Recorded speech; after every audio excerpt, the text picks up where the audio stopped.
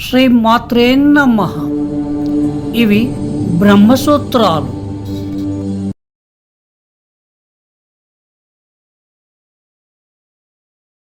సమన్వయ అధ్యాయం విభాగం 1 సూత్రాలు 1 నుండి 31 వరకు.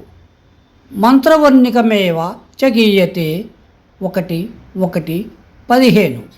మంత్రభాగములో తిరిగి ప్రస్తావింపబడిన అదే బ్రహ్మం గానం చేయబడింది. అంటే బ్రాహ్మణ భాగంలో ఆనందమయి అని ప్రకటించబడింది. మంత్రవర్ణికం మంత్రభాగంలో వర్ణించబడిన వాడే, ఏవా అతడే, చ మరియు అంతేకాక, గీయతే గానం చేయబడ్డాడు. 12వ సూత్రానికి అనగా ఆనందమయోభ్యాసత్ మద్దతుగా వాదన కొనసాగుతోంది. మునుపటి రుజువులు లింగాలపై ఆధారపడి ఉన్నాయి. ఇప్పుడు ఇవ్వబడిన వాదన ప్రకరణంపై ఆధారపడి ఉంది. ఆనందమయమైన ఆత్మ ఈ క్రింది కారణం చేత కూడా అత్యున్నతమైన బ్రహ్మం. తైత్తరీయ ఉపనిషత్తు యొక్క 2వ అధ్యాయం ఇలా ప్రారంభమవుతుంది. బ్రహ్మాన్ని తెలుసుకున్నవాడు అత్యున్నతమైన దానిని పొందుతాడు. బ్రహ్మ విదోప్నోతి పరం. బ్రహ్మం సత్యం, జ్ఞానం మరియు అనంతం. తరువాత బ్రహ్మం నుండి మొదట ఆకాశం, ఆపై మిగిలిన చరాచర వస్తువులన్నీ ఉద్భవించాయని చెప్పబడింది. ప్రాణులలోకి ప్రవేశించిన బ్రహ్మం అన్నిటికంటే అంతర్గతంగా ఆ అంతర్గత ప్రదేశంలో నివసిస్తుంది. తరువాత వివిధ ఆత్మల శ్రేణి వివరించబడింది. ఆపై సులభంగా అర్థం చేసుకోవటం కోసం దీనికి భిన్నమైన అంతరాత్మ అని చెప్పబడింది. చివరగా మంత్రం ప్రకటించిన అదే బ్రహ్మం మనం చర్చిస్తున్న ఈ భాగంలో మళ్ళీ ప్రకటించబడింది.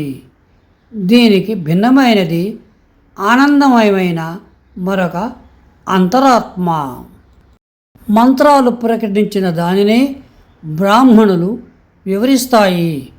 మంత్ర మరియు బ్రాహ్మణ భాగాల మధ్య వైరుధ్యం ఉండటానికి వీలు లేదు. ఆనందమయమైన ఆత్మకు భిన్నమైన మరో అంతరాత్మ గురించి ప్రస్తావింపబడలేదు. దానిపైనే, అంటే ఆనందమైన ఆత్మ స్థాపించబడింది.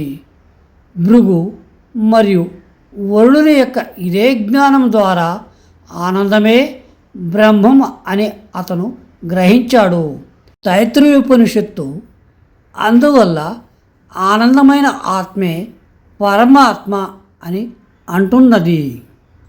బ్రహ్మ విదోప్నోతి పరం. బ్రహ్మమును తెలుసుకున్నవాడు పరమార్థాన్ని పొందుతాడు. దీన్ని బట్టి ఆరాధకుడైన జీవుడు ఆరాధించబడే బ్రహ్మాన్ని పొందుతాడని తెలుస్తుంది. అందువల్ల పొందబడిన వస్తువైన బ్రహ్మాన్ని పొందే జీవుని నుండి వేరుగా పరిగణించాలి. ఎందుకంటే పొందినది మరియు పొందేవాడు ఒకటే కాలేరు. కాబట్టి ఆనందమయుడు జీవుడు కాదు.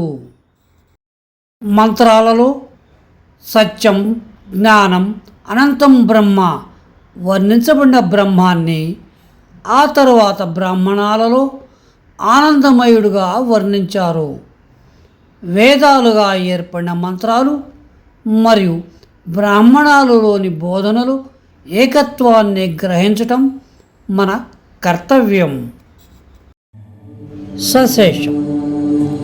శుభం భూయాత్.